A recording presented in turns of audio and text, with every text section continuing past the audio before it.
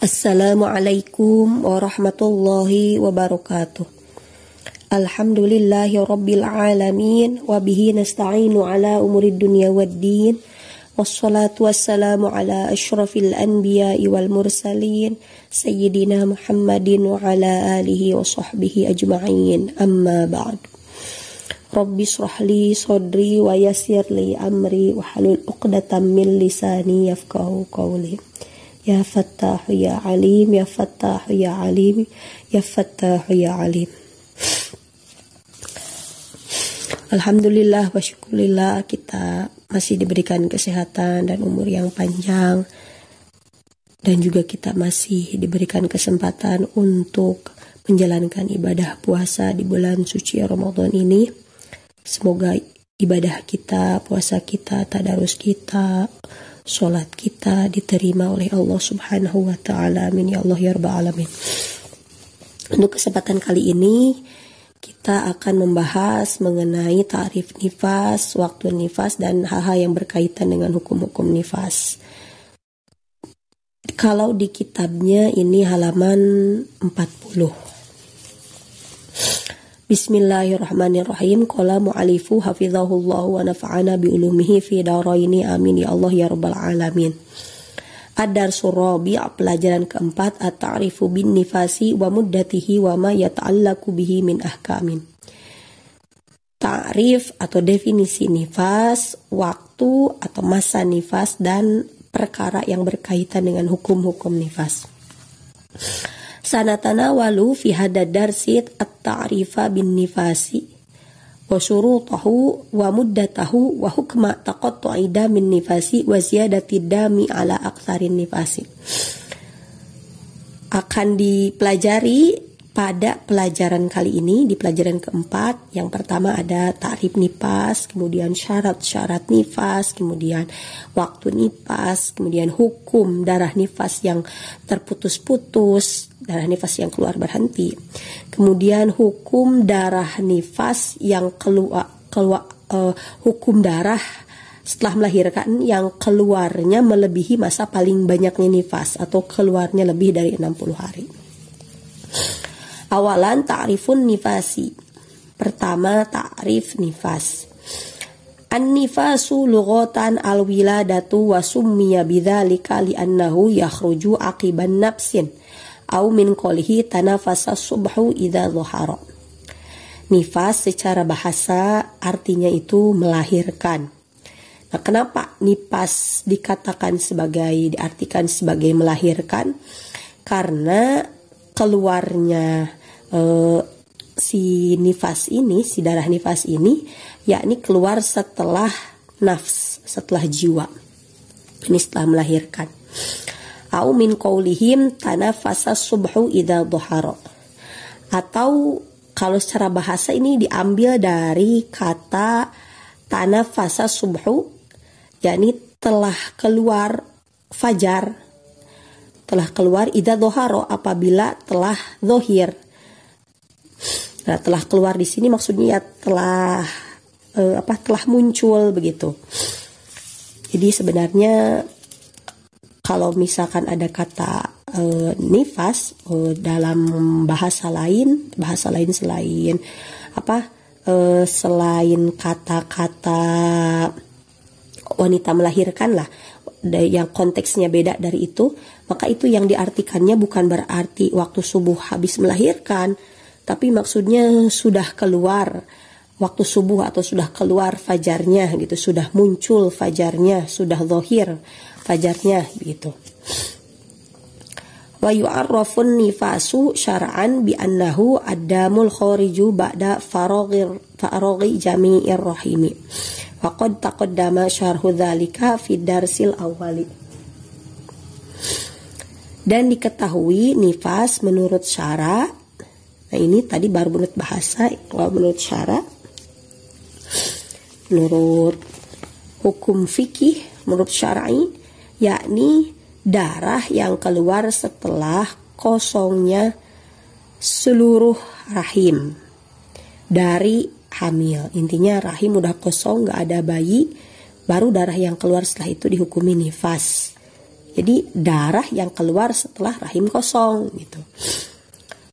Waqad taqaddama syarhu dzalika fi darsil awali, dan telah terlebih dahulu di pelajaran yang pertama itu penjelasan mengenai dari ta'rif nifas ini. Faniyan surutun nifasi. Kedua, syarat-syarat nifas. La yatahaqqaqu kaunun nifasi nifasan illa bi arba'ati surutin. Jadi tidak akan terbukti bahwa suatu darah nifas itu hukumnya adalah nifas kecuali dengan 4 syarat ini. Yang pertama, ayakuna khurujuhu ba'da faraghi rahimi walau min alaqatin aw mudghatin. Qalat qabilatun innaha mabda'u khalqi adamiyyin. Amma ad-damul khariju qabla wiladati wa huwal musamma bitalqi falaysa binifasin wala haidin illa inittasala bihaidin qablahu. Fa inittasala bihaidin qablahu fahuwa haidun. Lima taqaddama annal as-sahha anna ad-dam alladhi tarahul hamilu haidun.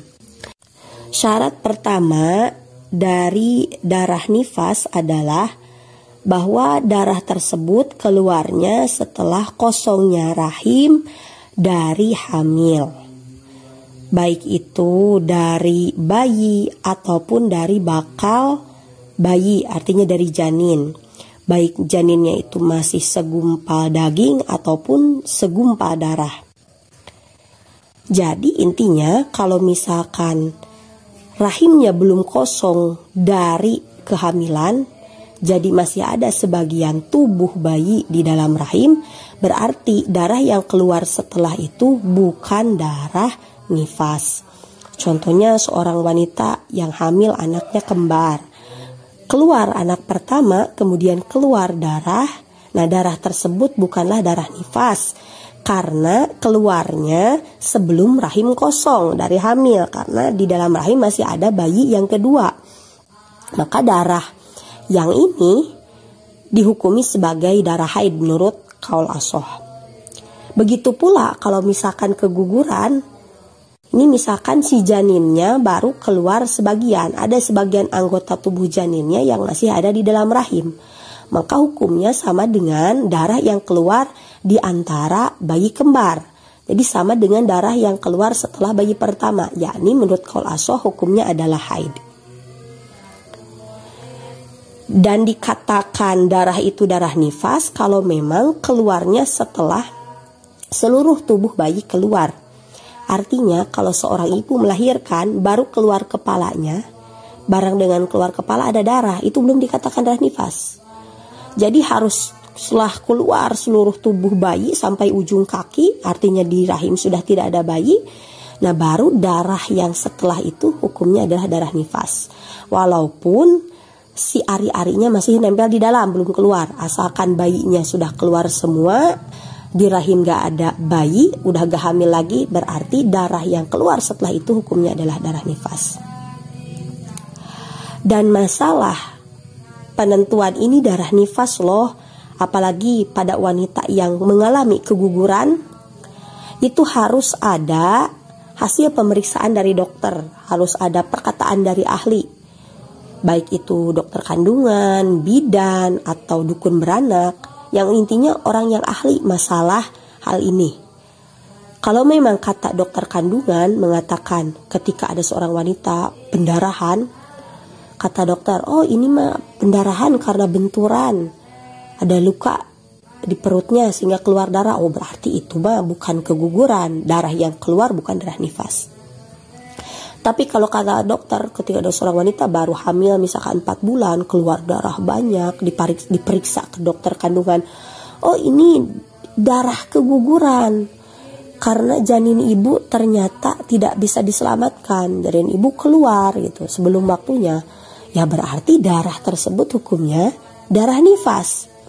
Dan disyaratkan ketika dalam hal keguguran dihukumi sebagai darah nifas itu harus keluarnya, berarti kan setelah si janinnya, jadi harus sudah keluar dulu kantong kehamilan atau kantong janin, kantung janin. Nah, kalau sebelum kantung janin keluar itu belum dihukumi sebagai darah nifas. Kalau sudah kantung janin keluar, nah berarti itu hukumnya adalah darah nifas. Dan di usia berapapun hamilnya, kalau memang dia memang sudah dikatakan hamil oleh dokter, oleh ahli, dan cukup satu ahli, tidak perlu 2, 3, atau 4 untuk meyakinkan, maka darah yang keluar setelahnya itu dihukumi darah nifas.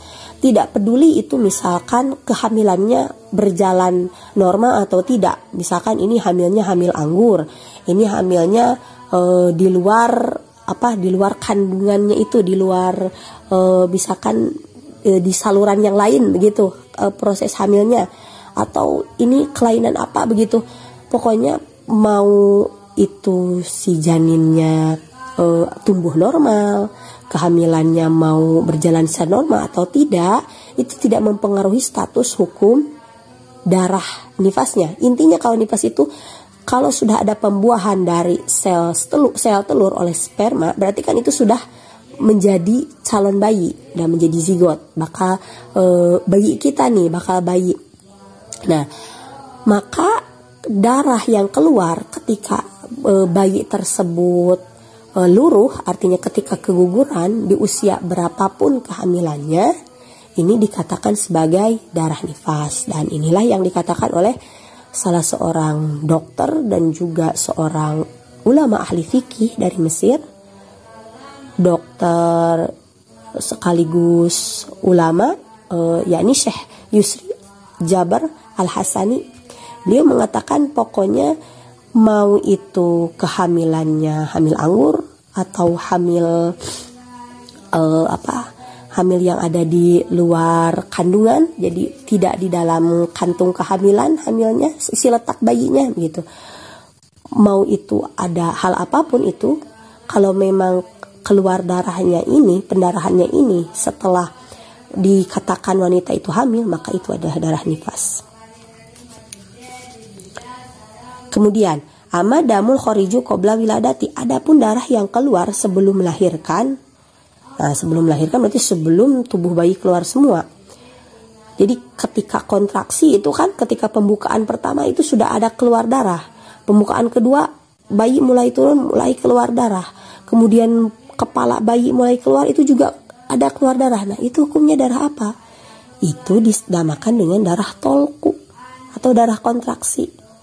Dan darah kontraksi atau darah tolku ini bukan darah nifas dan juga bukan darah haid. Jadi bagaimana hukumnya? Hukumnya itu hukum darah fasad, darah istihadah gitu. Artinya kalau seorang wanita keluar darah tolku misalkan, atau proses melahirkan di waktu maghrib, keluar darah tolku ketika kontraksi misalkan jam 6 itu udah masuk waktu maghrib. Dia proses melahirkan ketika jam 6 dan keluar darah tolku, berarti kan itu darahnya masih darah fasad, darah istihadah. Berarti dia masih dalam kondisi suci, sehingga masih terkena kewajiban bahwa dia harus melaksanakan sholat maghrib. Karena dia tidak mampu pada saat itu, berarti karena dia memang terkena kewajiban saat itu, karena dia kondisinya suci, tidak ada manius sholat ataupun pencegah sholat, maka di sini sholat yang maghribnya ini nanti setelah nifas itu wajib untuk diqodho.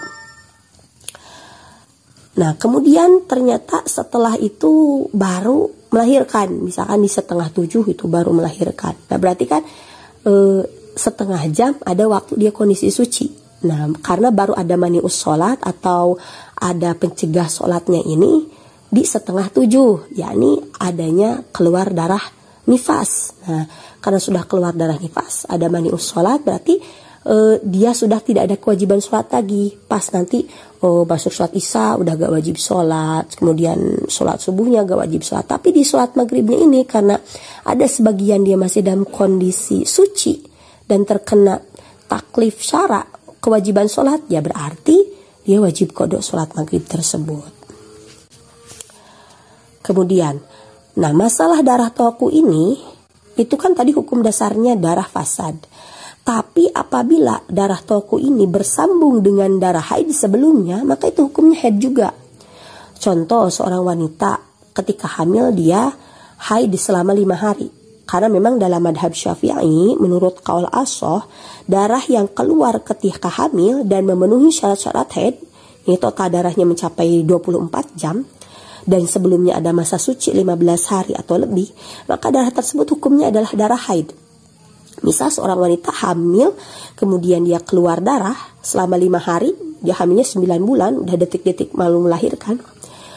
Dia haid selama 5 hari, setelah itu di ujung haid yang 5 hari ini dia kontraksi, kemudian proses melahirkan. Berarti ini darah kontraksinya ketika pembukaan keluar darah gitu, itu kan nyambung sama darah haid. Maka hukum darah kontraksi atau darah tokunya ini jadi dihukumi darah haid juga. Itu memang syaratnya harus bersambung dengan darah haid baru dihukumi haid. Dan si darahnya ini, darah haidnya ini harus tentunya memenuhi syarat haid, harus ada 24 jam. Jadi gak boleh gini, darah haidnya 12 jam, kemudian darah tokunya 12 jam, total 24 jam. Nah ini tidak memenuhi, dikatakan sebagai darah haid yang 12 jamnya, sehingga darah tokunya pun gak bisa dikatakan darah haid. Jadi darah yang 12 jam sebelum kontraksi hukumnya darah fasad, dan darah yang kontraksinya ini juga hukumnya darah fasad. Kemudian syarat yang kedua, ayakuna qoblan kidoi khamsata asyara yauman min faroghir rahimi amma ba'dan kidoi khamsata asyara yauman falaysa binifasin bal huwa haidun. Yang kedua, darah nifas itu keluarnya adalah sebelum habis 15 hari dari kosongnya rahim. Adapun darah yang keluar setelah 15 hari dari kosongnya rahim, dari setelah melahirkan, maka itu bukan darah nifas tapi darah haid. Contohnya seorang wanita melahirkan, setelah melahirkan gak keluar darah nih, baru keluar darahnya di hari kelima. Apa hukum darah ini? Darah nifas. Kenapa? Karena masa kosongnya tidak ada darah, masa nakoknya ini 5 hari. Kalau masa tidak ada darahnya ini kurang dari 15 hari, maka darah setelahnya masih dihukumi darah nifas. Tapi kalau masa tidak ada darahnya ini ada 15 hari atau lebih, maka darah setelahnya hukumnya adalah darah haid. Contoh, seorang wanita melahirkan, setelah melahirkan tidak keluar darah, darah baru keluar di hari ke-20.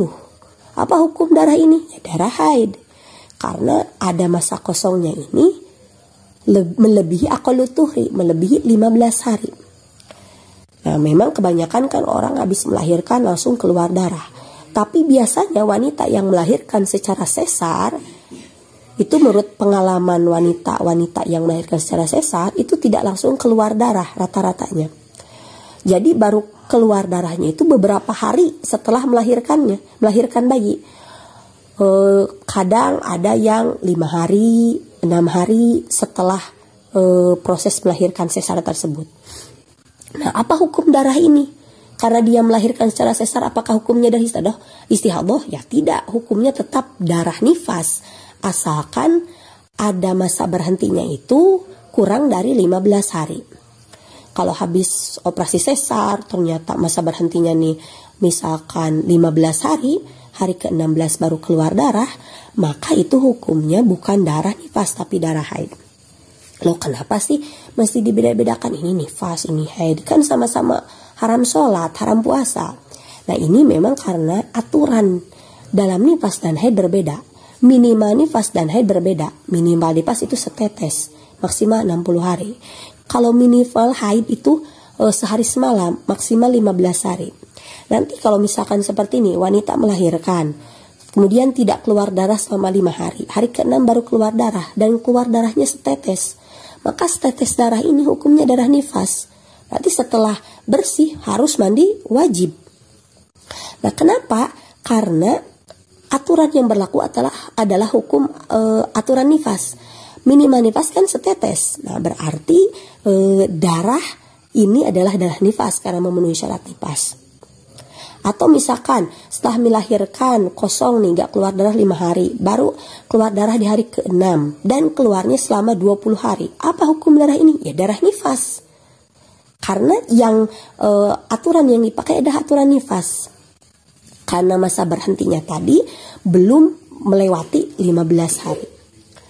Beda lagi kalau gini, habis melahirkan, kemudian kosong gak ada darah selama 15 hari. Baru darah keluar di hari ke-16 dan darah ini keluar selama 12 jam.